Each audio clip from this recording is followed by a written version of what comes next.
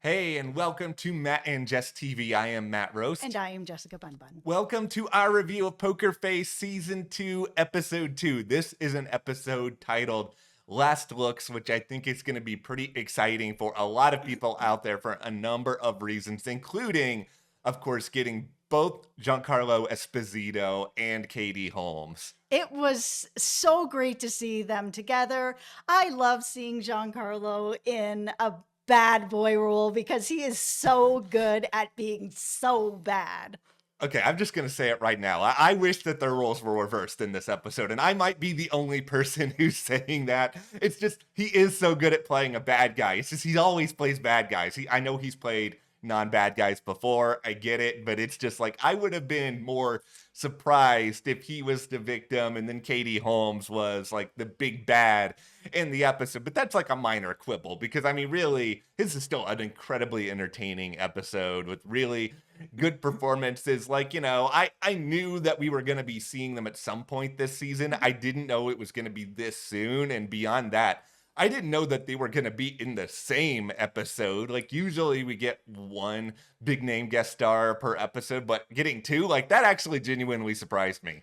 This was a really exciting episode for me personally. If you are new to the channel, I'm a former funeral director up in Canada. I'm licensed to be able to direct funerals, embalm, all that good stuff that goes along with funerals. So whenever there is episodes that either take place in a funeral home or have to do with the funeral home or even whole shows like 6 Feet Under, it's really exciting to me to see what they get right and what they get very wrong. Well, that is going to be something you'll be able to analyze throughout all of this because I do not have any funeral directing experience. I am watching this as a total noob. The part of this episode that I found the most interesting beyond just the setting and the performances was once again the interesting show within a show that's going on here. And I don't know if this is going to be a trend this season, but this is the second straight episode where we've had something like that happen. I mean, we saw this with Cynthia Erivo and like the cop show that she was on when all her characters were a kid, and now we have Cop Nights. Yeah, and now we have like this other not movie. Yeah, and that's just, it's something I'm clocking. We'll see if it's anything that kind of courses through the rest of the show or not. Yeah. All right, but before we go further into talking all about this, be sure to hit that subscribe button because yes, we are going to be here with all sorts of Poker Face coverage this season. And we're going to break down all of these episodes, talk about what worked, what didn't, guest stars we loved. We're also in the midst of covering The Last of Us, The Handmaid's Tale, Survivor 48. We have some other great stuff coming here down the road, including Dexter Resurrection. And thank you so much to everyone who has subscribed. That helps us so much here at the channel. It also really helps us if you head over to our Patreon and join our Patreon. Over there, you will get exclusive weekly review videos on Criminal Minds, as well as Murderbot, going to be coming up very soon on Apple TV Plus. You can also talk to us more about Poker Face over there. So thank you so much to everyone who has joined over there. Yeah, we really appreciate that. Okay, so let's sort of set the table of what we've got going on here. We have Fred and we have Greta, and this is a married couple who own this funeral home. And Greta has decided that she wants to leave and she wants to take half the funeral home with her. She knows that Fred can't buy her out, so she has already like kind of snooped around to see like, hey, can I get someone to, you know, sell it? And this funeral home, as many funeral homes, have been in the family for generations. So it's, for funeral directors, especially where it has been kind of handed down, it is more than just a job. Like, you are deep into the community around you. You are serving families that you see over and over again, and you do get to make bonds with people. Like, my family goes to the same funeral home a lot up in Markham, Dixie Garland, so we know the people there a lot because, you know, people die and that's where we go. And it was the same. I've worked at 2 different funeral homes, and one was owned by a corporation, the other was owned by the family. And shout out to Ridley and Brad Jones, the best boss I ever had, so good. But they really put into the families. Like, we saw here that they, you know, live above the funeral home. It's the same for Brad and his family. They live above the funeral home. Like, it is a way of life. You are part of this community. So the biggest thing that I was surprised by, or, putting aside my suspension of disbelief, is that they were filming in a funeral home, in an actual funeral home, because both of the funeral homes that I've worked at, I don't know how it is in the US, and I only know the two that I was at. They've been offered to have filming done in both of those funeral homes, and both of them have said no, a corporation as well as family owned. And the reason why is because you are serving families and you can't just kind of start to turn away your business so that you can have a film crew there for many reasons. One, you have all those trucks outside and everybody going in and out. It's not a great look for the funeral home to be like, oh, we've put off burying your loved ones because we're making a movie. It is not a good look. And also, we had here where they're like, oh, we're the cleanup crew. We're going to get everything just right. And you see them like trampling over your flowers. I also have a background in film. Before I got into funeral service, I was working in film. And that is absolutely what happens. I've had people filming at my house. I've had people filming at businesses. And while they do their best to put everything back the way that it was, it is never as good as new. Those flowers that they trampled, they're going to just stay trampled. It's very common. Yeah, you can't untrample things. I mean, I don't have that background. I did still have those questions because I my mind goes back a lot in ways to 6 Feet Under, which obviously amazing show.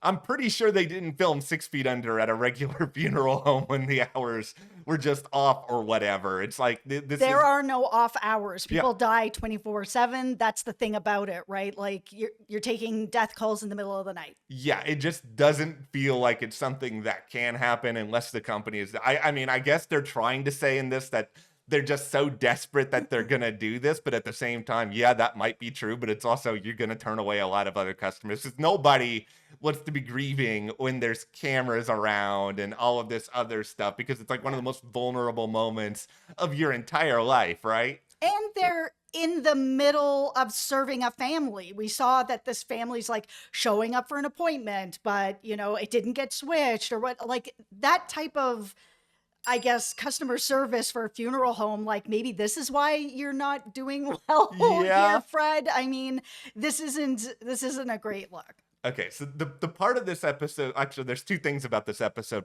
outside of the performances that I absolutely adored. And one of them, so good. Charlie's job of being a body at this scene. First and foremost, what she is doing while in that casket was hilarious. But beyond that, for a lot of you who are really like deep into show business, you know that for a lot of actors, even famous ones, their dream job is still, I want to be a dead body on Law and Order, right? Or something like that. Like even this week, I saw this interview with Stephen A. Smith. He's going to be on the next Law and Order, and apparently his character's going to be killed. They revealed it in the synopsis. That's not a spoiler, which the image of that, by the way, is hilarious because they're going to kill Stephen A. And as he's dying, he's going to be like, and let me tell you about LeBron. And then he's going to die. But no, I just feel like it's a job that everybody wants because they're iconic shows, and just the idea of saying you're a part of it.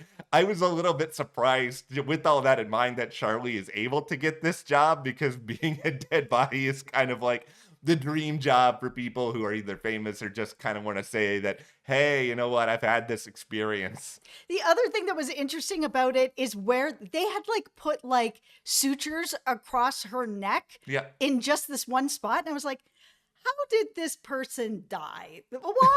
Why are there sutures across her neck? It was like they were giving her dead body a story that I was sitting back being like, I've embalmed hundreds of bodies. I have never seen that before. So how did this person die that they would have to like sew up in front of their neck? I just find it very fun that if I had ever been cast in the role of dead body, I would be sitting there on set and being like, so what's my motivation? How did I die? How do I feel about dying? Like, is my ghost going to end up haunting this place? I just think one of the fun things with this show is even when we watched the introduction and we met Fred and we met Greta and we kind of got a sense of like who they were, the question's still rolling through our minds. It's like, okay, Charlie is going to show up and we're going to flash back and we're going to see how Charlie was there and in the periphery of everything. What job will she be doing? Playing dead body was not on my list. Like, that was a really fun way they surprised me. Okay, here's some of the things that they got right, which I was really happy to see. Fred being very passionate about proper funeral words and the way to say things and verbiage. I was like, he's right.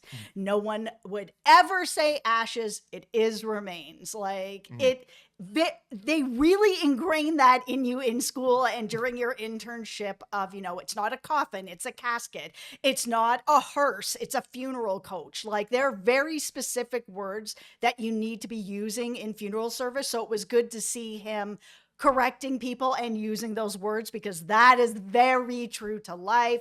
Even down in the embalming room where he was working on a body and he was using look like a glue to be able to glue the lips together to make sure that they didn't open. There are sutures that you usually use inside the mouth as well, but if for whatever reason you just want to be extra sure, a very thin layer of glue, that was absolutely right as well. The thing that was like, I don't know what they're doing down here in the States, if this is true or not. Okay. Because like I said, I've seen a lot of funeral related content where they just make things up, like on Dexter New Blood. Spoilers for a show that's been over for a couple of years now, but they had the killer on there embalming people that were perfectly preserved for a decade. That is a lie. That is not how embalming works. Embalming doesn't preserve anything. Embalming slows down decomposition, but you will still decompose. And 10 years later, you're not going to look like a perfect doll, which is what was going on in Dexter. Here, Greta is, this makeup artist and is doing makeup for the dead people that are at the funeral home. And she's claiming that they don't use actual makeup, like traditional makeup, and that they're using paint. I've never heard of that in my life. I don't know what everybody's doing here in the United States. If there's any US morticians here watching this, let me know in the comments. Do you guys use paint? Because in Canada, we use traditional makeup, whether it is like MAC Cosmetics or anything like that, or we use airbrushing, which is also traditional makeup. So I thought that was really strange. And you don't need a cosmetology license for that. You get trained at school. Here's my theory on all of this, is just that I can't speak to what they do in the US or No, really. It was shocking when she was like, "Oh, we don't use paint. Yeah. We don't use makeup. We use paint." I was like, "Bro, is that true?" I really hope that's not true, because there's no reason for that.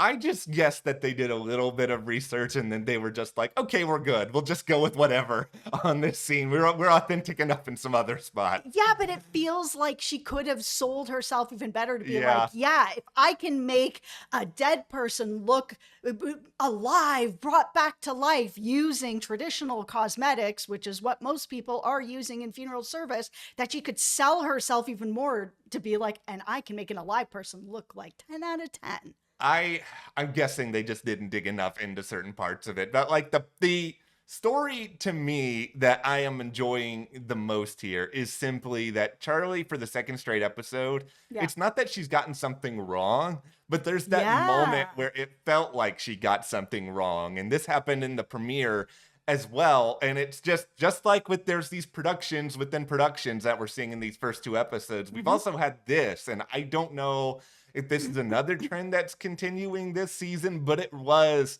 really interesting how she almost got thrown off with this, picture of Greta that had things not worked out differently, and had she not found the phone, like, this could have actually completely thwarted her. Absolutely, it could have. If that phone call hadn't come in and she hadn't found that phone, that would have been it. It would have been Greta is a record, which is also something I've never seen before. So I don't know if that's a real service that funerals home can offer. Like, I've never seen that before, but if it is, press me into a record, man. That's so cool. Yeah, like if you could be pressed into a record, which Coldplay record would it be? Okay, first of all, I know you. Okay, first of all, it would probably be, okay, this is a really hard question. I know, right? It would probably be the Viva La Vida album, but I think there's some very other underrated albums. Milo Zolto is one of them, but no, There's a lot of other choices I would have. I could go through a top 20 list of that, but Wild Horses by the Rolling okay, Stones. so you're very, very clear on it. It's like, That's my favorite song. That's what I would be pressed into. And if this is a real thing, I'm definitely going to do that. That is wild. it is really So cool. It's really, really wild. All I know is that, and I've seen this on like Shark Tank and a couple of other places, I've heard of like people being pressed into like, and I don't know if pressed is the right word, but made into jewelry. Yeah. Things like that. But records, yeah, that's totally new for me. But I think this episode really established well that, okay, we are evolving this show in some interesting ways where we're going to have Charlie appear more flawed, which I'm good with because I don't need her to be perfect all the time. We're still getting the result that we want, but then we're also getting some really dramatic endings. Like the ending of this episode in particular, I think is outstanding. And I'm going to, I may not be a funeral director, but you know what I am? An Edgar Allan Poe stan. Let's go. This was very, and we can talk about it through the lens of the Mike Flanagan show, but this felt very Fall of the House of Usher to me. The end of this episode where we've had this multi-generational home that is just burning, the way in which Giancarlo was killed. Like this felt so gothic, and like this is so my brand of storytelling and literature that I'm just sitting here and being like, well, now I'm upset that I'm never going to see these other characters again, because I don't know if I would say overall this is my favorite episode of Poker Face, but this is probably my favorite ending to an episode of Poker Face I've seen. And I love that even though he was about to put her into the cremation retort, that when she escaped, she still saved him. Like she tried her best before he was basically like, nah, I'm going to burn in this house. I was like, oh my God. Yeah, that's where it really did get like messed up and very Poe-like, where it's like, of course, this Edgar Allan Poe would have this dude die in this house. It was just such a good ending. Okay, so the last thing that I want to touch on is about the idea that Fred was able to kill Greta, then just put her in the retort, and then it's over and he's gotten away with murder. Because up in Canada, until about 10 years ago, you actually couldn't own a funeral home and a cremation center. It couldn't be at the same place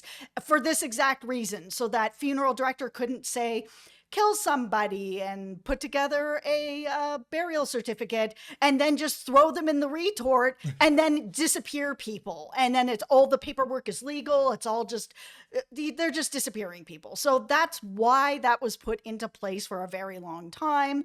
But now things are, of course, different. Lots of funeral homes are owned by corporations where they do have like an all, one and done center that you go to where you can have your funeral, you can have your cremation, you can have it all done in one place.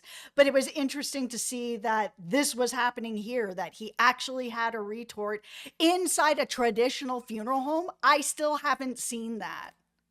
I can't say that I've seen that. I am a total outsider in all of this, but I kind of understand where the law was coming from. You kind of got to have your checks and balances here. One person can't have all this power. Yeah, especially since funeral directors can write, death certificates. That's not great that you can be like, I really don't like my father-in-law. So I'm going to write this death certificate for him, and I'll just invite him to the funeral home. I'll just kill him, and I'll just throw him in the retort, and it'll be all above board. And it's just not right. You're basically allowing people to get away with this thing that gives funeral directors this like unfair stereotype that they're all just like dark and twisted or whatever, or like just like a couple of bad people sort of poison the well for everyone. Now, the thing that I was the most excited about is we saw at the beginning of this episode, Charlie was basically like, she has had 3 months of peace from Beatrix. Yeah. I wasn't sure if this was going to be like the first season where, she got chased a little bit throughout the season, and then there was the big standoff at the end. I did not expect to see Beatrix right away in episode 2 at the back of Charlie's car being like, let's go for a drive.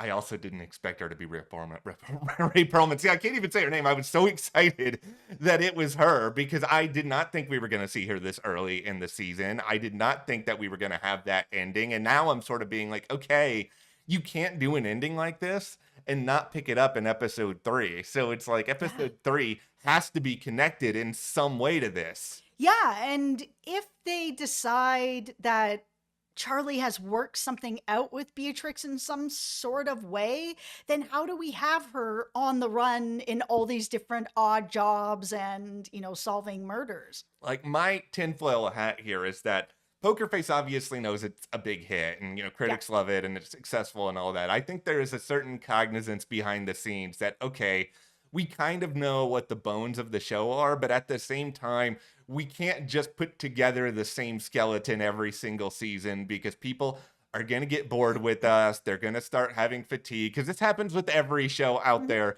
under the sun. We're at a certain amount of time, people are just like, oh, this isn't any good anymore because I've seen the first couple. It's like people did this to The Bear last season, where I they acted like The know. Bear season 3 was the worst thing that's ever been made. And it's like, is it as good as the first two seasons? No, but it was still really good. And you people are acting like it's trash. It just, that happens all the time. And so I think they're trying to be proactive and give you some different things so we kind of never know exactly what the show is. Yes. But that is where we are with Poker Face Season 2, Episode 2.